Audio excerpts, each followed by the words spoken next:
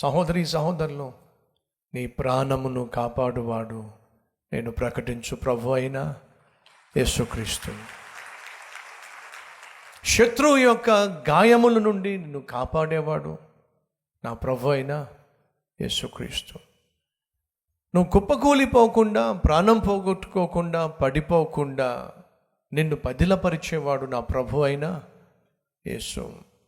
విశ్వసిస్తున్నావా? ఇక్కడ ఏం చూస్తున్నావు? దావీదు యొక్క విశ్వాసం చూస్తున్నావు. అయ్యా,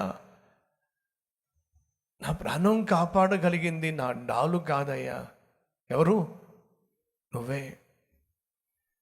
నా కుమారుడు శత్రువు అయ్యాడు, అహీతోపేలు శత్రువు అయ్యాడు. నా చుట్టూ ఒకప్పుడు ఉన్న ఇశ్రాయేలీయులు అందరూ నాకు శత్రువులు అయిపోయారు.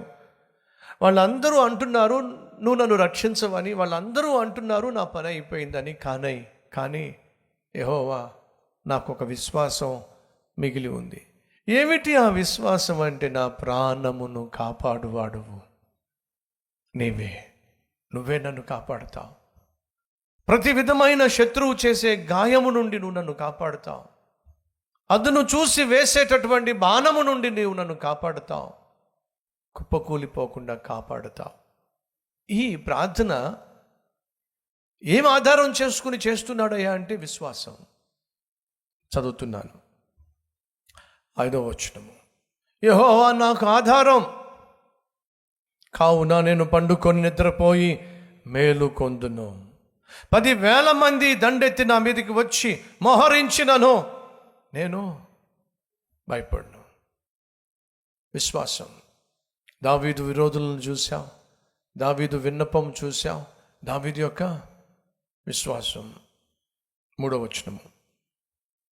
యెహోవా నీవే నాకు ఖేడముగాను, నీవే నాకు అతిశయాస్పదముగాను, నా తల ఎత్తువాడవుగాను ఉన్నావు.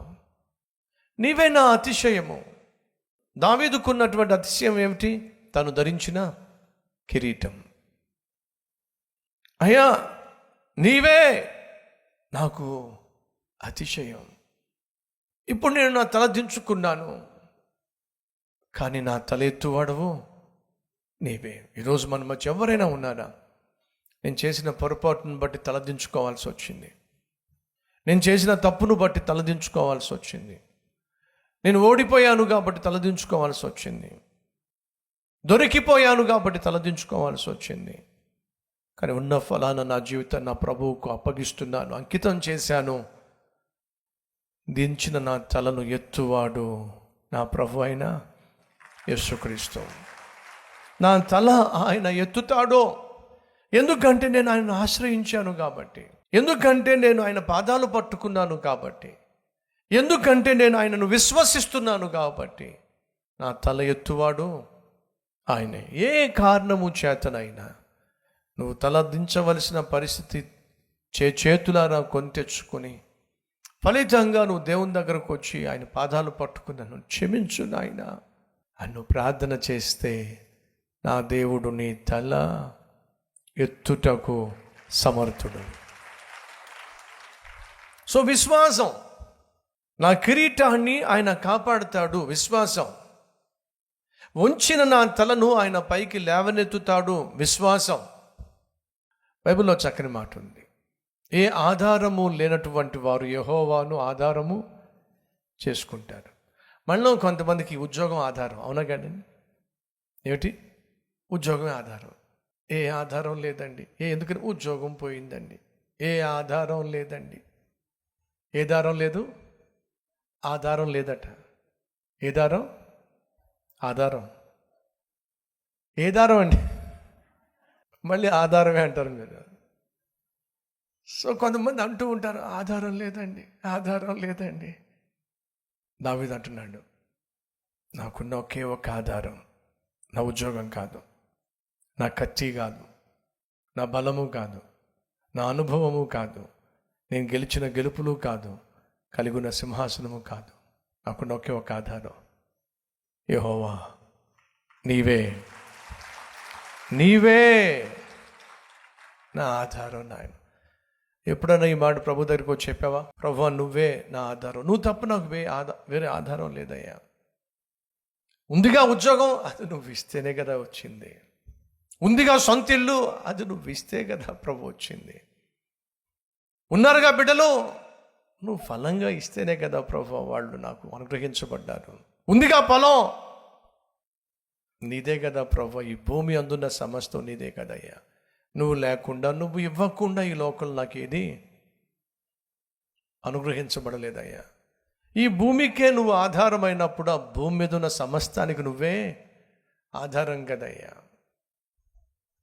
దావీదు అంటున్నాడు, నువ్వే నాకు ఆధారం.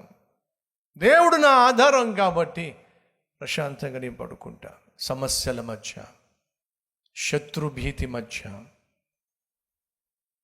దావీదు అంటున్నాడు, నేను పడుకుంటా, ప్రశాంతంగా పడుకుంటా. దావీదు, నీకు నిద్ర ఎలా పడుతుందయ్యా? ఎందుకంటే ఈ జీవితానికి ఆధారం నా దేవుడు. ఆయన పేరు యెహోవా. ఆయనే నా ఆధారం. నేను బ్రతుకున్నానంటే ఆధారం ఆయనే. సింహాసనం మీద కూర్చున్నానంటే దానికి కారణం ఆయనే. ఈ దేశాన్ని పరిపాలించానంటే కారణం ఆయనే. ఆయన నాకు తోడుగా ఉన్నప్పుడు, ఆయన నాకు ఆధారం అయినప్పుడు నేను ఎందుకు భయపడాలి? ప్రశాంతంగా పడుకుంటా. ఇదేం చెప్పండి? విశ్వాసం. ఎవరి విశ్వాసం? మా తాతయ్య భలే విశ్వాసం అండి. మరి నీ సంగతి చెప్పు. ఎవరి విశ్వాసం అండి ఇది? దావీదు తాతయ్య విశ్వాసమా? కాదు. మీ ముత్తాతల విశ్వాసం, మీ తాతయ్య విశ్వాసం, దానివల్ల కాదు నీ ఆత్మీయత ఉద్ధరించబడేది. నీ విశ్వాసం, అది దావీదు విశ్వాసం.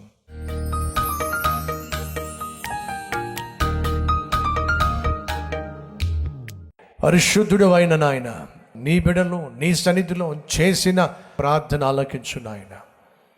నిన్నే ఆధారం చేసుకొని జీవించడానికి వెళుతున్నారు. ధైర్యాన్ని నాయన, వారికున్న ప్రతి అవసరాన్ని తీర్చు నాయన. ఆత్మీయంగా, ఆరోగ్యంగా, ఆర్థికంగా బలపరచు, స్థిరపరచు. యేసునామం పేరట వేడుకుంటున్నాం తండ్రి, ఆమేన్.